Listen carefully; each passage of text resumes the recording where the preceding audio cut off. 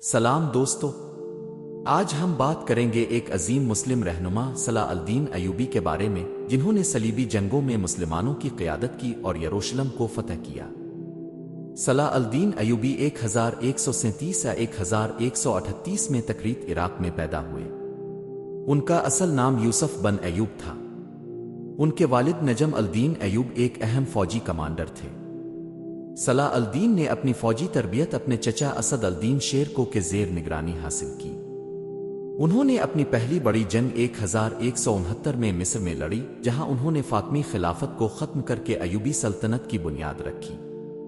صلاح الدین نے صلیبی جنگوں میں اہم کردار ادا کیا۔ 1187 میں انہوں نے حطیں کی جنگ میں صلیبیوں کو شکست دی اور یروشلم کو فتح کیا۔ ان کی رحم دلی اور انصاف پسندی نے انہیں مسلمانوں اور عیسائیوں دونوں میں مقبول بنایا۔ یروشلم کی فتح کے بعد صلاح الدین نے عیسائیوں کے ساتھ نرمی کا برتاؤ کیا اور انہیں شہر چھوڑنے کی اجازت دی۔ ان کے اس عمل نے انہیں دنیا بھر میں عزت بخشی۔ صلاح الدین کا خاندان کرد نسل سے تعلق رکھتا تھا۔ ان کے والد نجم الدین ایوب اور چچا اسد الدین شیر دونوں ہی فوجی کمانڈر تھے، جنہوں نے نور الدین زنگی کی خدمت کی۔ صلاح الدین نے اپنی ابتدائی تعلیم دمشق میں حاصل کی۔ انہوں نے قرآن، حدیث، فقہ اور عربی ادب میں مہارت حاصل کی۔ ان کی فوجی تربیت ان کے چچا اسد الدین شیر کے زیر نگرانی ہوئی۔ 1169 میں صلاح الدین نے مصر میں فاطمی خلافت کو ختم کر کے ایوبی سلطنت کی بنیاد رکھی۔ انہوں نے مصر میں اصلاحات کی اور فوجی طاقت کو مضبوط کیا۔ 1187 میں حطیں کی جنگ میں صلاح الدین نے صلیبیوں کو شکست دی۔ اس جنگ میں صلیبیوں کی بڑی تعداد قید ہوئی اور یروشلم کا راستہ کھل گیا۔ صلاح الدین کی شخصیت میں رحم دلی، انصاف پسندی اور بہادری شامل تھیں۔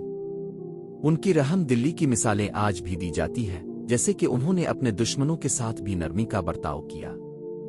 صلاح الدین ایوبی اور رچرڈ شیر دل کے درمیان تعلقات صلیبی جنگوں کے دوران قائم ہوئے تھے، خاص طور پر تیسری صلیبی جنگ 1189-1192 کے دوران۔ یہ دونوں عظیم رہنما ایک دوسرے کے مخالف تھے، لیکن ان کے درمیان ایک خاص قسم کی عزت اور احترام بھی موجود تھا۔ تیسری صلیبی جنگ کا مقصد یروشلم کو دوبارہ فتح کرنا تھا، جو صلاح الدین ایوبی نے 1187 میں فتح کیا تھا۔ رچرڈ شیر دل نے اس جنگ میں اہم کردار ادا کیا اور وہ صلیبی فوج کے سب سے نمایاں رہنما تھے۔ صلاح الدین اور رچرڈ کے درمیان کئی محاصرے اور جنگیں ہوئیں، جن میں سب سے مشہور محاصرہ اکا، سیج آف ایکر اور ارسوف کی جنگ، بیٹا آف شامل ہیں۔ ان جنگوں میں دونوں رہنماؤں نے اپنی بہادری اور فوجی حکمت عملی کا مظاہرہ کیا۔ اگرچہ دونوں رہنما ایک دوسرے کے مخالف تھے، لیکن ان کے درمیان عزت اور احترام کا رشتہ بھی تھا۔ ایک مشہور واقعہ یہ ہے کہ جب رچرڈ بیمار ہو گئے تھے تو صلاح الدین نے انہیں اپنے ذاتی طبیب اور تازہ پھل بھیجے تھے۔ اسی طرح رچرڈ نے بھی صلاح الدین کی بہادری اور انصاف پسندی کی تعریف کی۔ 1192 میں دونوں رہنماؤں نے صلح کا معاہدہ کیا، جس کے تحت یروشلم مسلمانوں کے قبضے میں رہا، لیکن عیسائی زائرین کو مقدس مقامات کی زیارت کی اجازت دی گئی۔ اس معاہدے نے دونوں رہنماؤں کے درمیان عزت اور احترام کے رشتے کو مزید مضبوط کیا۔ یہ تعلقات نہ صرف ان کی فوجی حکمت عملی اور بہادری کی عکاسی کرتے ہیں، بلکہ ان کی انسانیت اور انصاف پسندی کو بھی ظاہر کرتے ہیں۔ صلاح الدین 4 مارچ 1193 کو دمشق میں وفات پا گئے۔